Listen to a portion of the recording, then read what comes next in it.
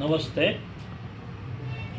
ಸಮಸ್ತ ವಕೀಲ ಬಂಧುಗಳಿಗೆ, ರಾಜ್ಯದ ಸಮಸ್ತ ನ್ಯಾಯವಾದಿ ಸೋದರ ಸೋದರಿಯರಿಗೆ ವಿನಂತಿಸುವುದೇನೆಂದರೆ, ನಾನು ದಿನಾಂಕ 10/2 ಮತ್ತು ಮಾರ್ಚ್ 2026ನೇ ದಿನಾಂಕದಂದು ಮಧ್ಯಾಹ್ನ 1:30 ಸಮಯದಲ್ಲಿ ಕರ್ನಾಟಕ ರಾಜ್ಯ ವಕೀಲರ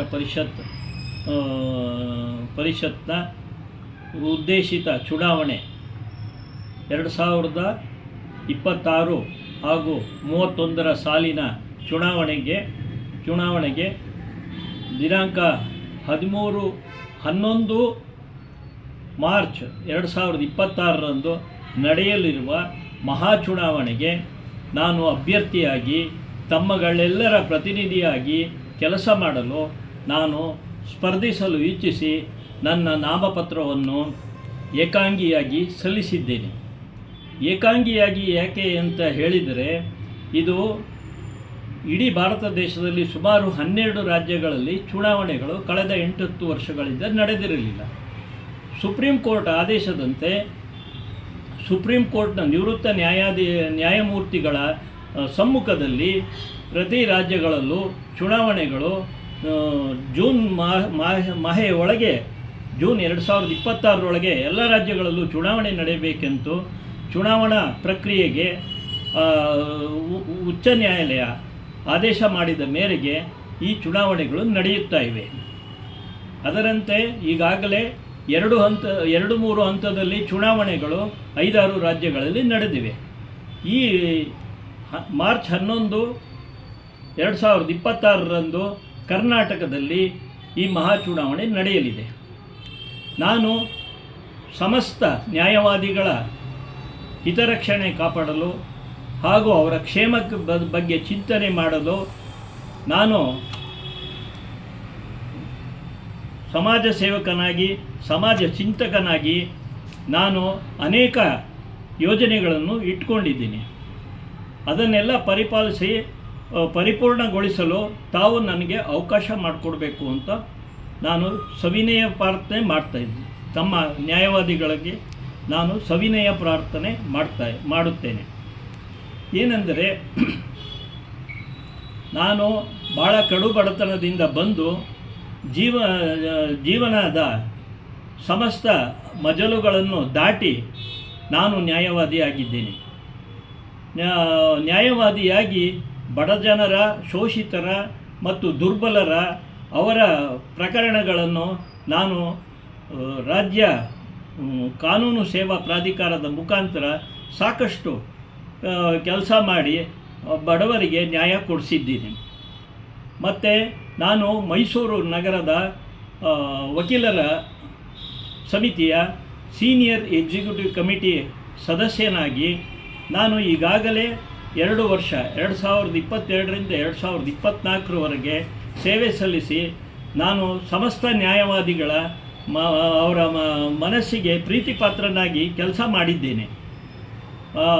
ಕರ್ನಾಟಕ ರಾಜ್ಯದ ವಕೀಲರ ರಕ್ಷಣಾ ಕಾಯ್ದೆ ಅದರ ಅನುಷ್ಠಾನಕ್ಕೆ ಮೈಸೂರು ವಕೀಲರ ಸಂಘವೇ ಮುಂಚೂಣಿಯಲ್ಲಿ ಇದ್ದ ಹಾಗೆ ನೇತೃತ್ವ ವಹಿಸಿ ಅದರಲ್ಲಿ ನಾನು ಉತ್ತಮವಾದ ಸಲಹೆ ಸೂಚನೆ ಕೊಟ್ಟು ಪಾದಯಾತ್ರೆ ಇರ್ಬೋದು, ಧರಣಿ ಸತ್ಯಾಗ್ರಹ ಇರ್ಬೋದು, ಬೆಳಗಾಂನಲ್ಲಿ ನಡೆದ ಅಧಿವೇಶನದ ಸಮಯದಲ್ಲೂ ಸರ್ಕಾರವನ್ನು ಒತ್ತಾಯಿಸೋದಕ್ಕೆ ಹೋಗಿದ್ದು, ಮತ್ತು ರಾಮನಗರ, ಚನ್ನಪಟ್ಟಣದಲ್ಲಿ ವಕೀಲರ ಪರವಾಗಿ ನಡೆದ ಅನೇಕ ಪ್ರತಿಭಟನಾ ಮೆರವಣಿಗೆಗಳು ಮತ್ತು ಒತ್ತಾಯಪೂರ್ವಕವಾದ ಒಂದು ಪ್ರದರ್ಶನಗಳು, ಇವುಗಳಲ್ಲೆಲ್ಲ ನಾನು ಭಾಗವಹಿಸಿ ವಕೀಲರ ಹಿತರಕ್ಷಣೆಗೆ ನಾನು ಸೇವೆ ನನ್ನ ಒಂದು ಕೈಲಾದ ಮಟ್ಟಿಗೆ ನಾನು ಮಾಡುತ್ತೇನೆ. ಇದು ವಕೀಲರ ರಕ್ಷಣಾ ಕಾಯ್ದೆ ಕೊಡುಗೆ ಅನುಷ್ಠಾನವಾಗಿರುವುದು ಮೈಸೂರು ವಕೀಲರ ಸಂಘದ ಹೆಮ್ಮೆಯ ವಿಷಯವಾಗಿದೆ. ಮತ್ತು ನಾನು ಈಗ ಇನ್ನು ಮುಂದೆ ಈ ರಾಜ್ಯ ವಕೀಲರ ಪರಿಷತ್ ಚುನಾವಣೆಯಲ್ಲಿ ಸ್ಪರ್ಧಿಸಿ ತಮ್ಮೆಲ್ಲರ ಆಶೀರ್ವಾದದೊಂದಿಗೆ ಹೊರಹೊಮ್ಮುವ ವಿಶ್ವಾಸವನ್ನು ಹೊಂದಿದ್ದೇನೆ. ಏನಂತಂದರೆ, ನ್ಯಾಯವಾದಿಗಳಿಗೆ ಯಾವುದೇ ವಾದ ಒಂದು ಆದಾಯದ ಮೂಲ ಇರುವುದಿಲ್ಲ. ಏನು ಸೀನಿಯರ್ ಅಡ್ವೊಕೇಟ್ಸ್ ಹತ್ರ ಜೂನಿಯರ್ ಆಗಿ ಕೆಲಸ ಮಾಡ್ತಾರೆ, ಅದು ಗುರು ಶಿಷ್ಯ ಸಂಬಂಧ ಹಾಗೇ ಇರುತ್ತೆ. ಅದು ಅವರಿಗೆ ಎಷ್ಟೇ ವಯಸ್ಸಾದರೂ ಗುರು ಶಿಷ್ಯ ಸಂಬಂಧ ರೀತಿಯಲ್ಲಿಯೇ ಅವರು ಇದ್ದು ಬಿಡ್ತಾರೆ. ಈ ಸಮಸ್ತ ನ್ಯಾಯವಾದಿಗಳು ಅವರು ಚಿಂತನಾಶೀಲರು, ಅವರ ಸ್ವಇಚ್ಛೆಯಿಂದ ಕೆಲಸ ಮಾಡೋದಕ್ಕೆ ಉತ್ತಮ ವಾತಾವರಣ ಕಲ್ಪಿಸಲು ನಾನು ಈಗ ಮೈಸೂರು ವಕೀಲರ ಸಂಘದ ವತಿಯಿಂದ ಹಾಗೂ ಸಮಸ್ತ ರಾಜ್ಯದ ವಕೀಲರ ಬೆಂಬಲ ಕೋರಿ ನಾನು ಈಗ ಸ್ಪರ್ಧೆ ಮಾಡ್ತಾ ಇದ್ದೀನಿ. ಯುವ ವಕೀಲರಿಗೆ ಒಂದು ಕನಿಷ್ಠವಾದ ಸ್ಟೈಪಂಡ್ ಮಾದರಿಯಲ್ಲಿ ಕನಿಷ್ಠ 3 ರಿಂದ 5 ವರ್ಷದವರೆಗೆ ಅವರಿಗೆ ಮಾಹೆಯಾನ ರೂಪಾಯಿ 10,000 ರೂಪಾಯಿ ಅಷ್ಟಾದರೂ ಸ್ಟೈಪಂಡ್ರಿ ಧನ ರಾಜ್ಯ ಸರ್ಕಾರದ ಮುಖಾಂತರ ಬೇಕಾದರೆ ಹೋರಾಟ ನಡೆಸಿ ಅನುದಾನ ತಂದು ನಮ್ಮ ಯುವ ವಕೀಲರನ್ನು ಪ್ರೋತ್ಸಾಹಿಸಬೇಕು ಅಂತ ನಾನಾದರೂ ಭಾವಿಸಿದ್ದೀನಿ. ಮತ್ತು ಮಹಿಳಾ ವಕೀಲರಿಗೆ ಯಾವುದೇ ರೀತಿಯ ರಜಾ ಭತ್ಯಗಳು ಯಾವುದೂ ಇಲ್ಲ. ಅವರು ಕಷ್ಟಪಟ್ಟರೆ ಈ ಸೀನಿಯರ್ಗಳ ಜೊತೆ ಕೆಲಸ ಮಾಡಿದ್ರೆ ಶಿಷ್ಯರಾಗಿ, ಆಗ ಅವ್ರಿಗೆ ಏನೋ ಒಂದು ಅನುಭವನೂ ಬರುತ್ತೆ, ಆದಾಯನೂ ಆಗುತ್ತೆ.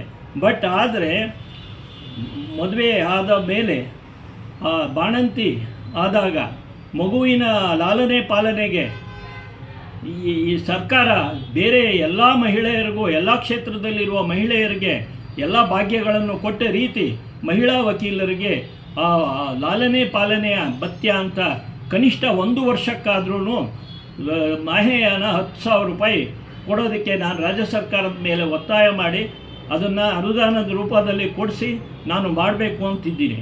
ಮತ್ತು ಎಲ್ಲ ನ್ಯಾಯಾಲಯದ ಆವರಣಗಳಲ್ಲಿ, ಎಲ್ಲ ಜಿಲ್ಲಾ ನ್ಯಾಯಾಲಯಗಳಿರ್ಬೋದು, ತಾಲೂಕು ಆಗಿರ್ಬೋದು, ಅಥವಾ ಉಚ್ಚ ನ್ಯಾಯಾಲಯ ಬೆಂಗಳೂರಿನಲ್ಲಿರುವ ಉಚ್ಚ ನ್ಯಾಯಾಲಯ ಆಗಿರ್ಬೋದು, ಅಲ್ಲಿ ಪಾರ್ಕಿಂಗ್ ವ್ಯವಸ್ಥೆಗಳು ಸರಿಪಡಿಸೋದು, ಅಲ್ಲಿನ ನ್ಯಾಯಾಲಯದ ಪರಿಸರದ ಘನತೆ ಗೌರವವನ್ನು ಕಾಪಾಡುವ ರೀತಿಯಲ್ಲಿ, ಏನಂತಾರೆ ಇಂಗ್ಲೀಷ್ನಲ್ಲಿ decorum and dignity of justice, ಅದನ್ನು ಕಾಪಾಡೋ ರೀತಿಯಲ್ಲಿ ನಾನು ಎಲ್ಲ ನ್ಯಾಯವಾದಿಗಳ ಹಾಗೂ ನ್ಯಾಯಮೂರ್ತಿಗಳ ಸಹಕಾರ ಪಡೆದು ಅಲ್ಲಿ ಶಿಸ್ತು ಮತ್ತು ಸಂಯಮ ಕಾಪಾಡೋದಕ್ಕೆ ನಾನು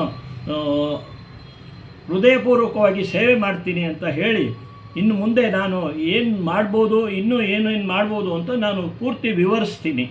ಈಗ ಪ್ರಾರಂಭಿಕವಾಗಿ ಪೀಠಿಕೆಯ ರೂಪದಲ್ಲಿ ನಾನು ತಮ್ಮಲ್ಲಿ ವಿನಂತಿಸಿಕೊಳ್ಳೋದು, ನನ್ನನ್ನು ಪ್ರೋತ್ಸಾಹಿಸಿ, ನನ್ನನ್ನು ನಿಮ್ಮ ಧ್ವನಿಯಾಗಿಸಿಕೊಳ್ಳಿ ಅಂತ ನಾನು ಈ ಮೂಲಕ ಪ್ರಾರ್ಥಿಸುತ್ತೇನೆ.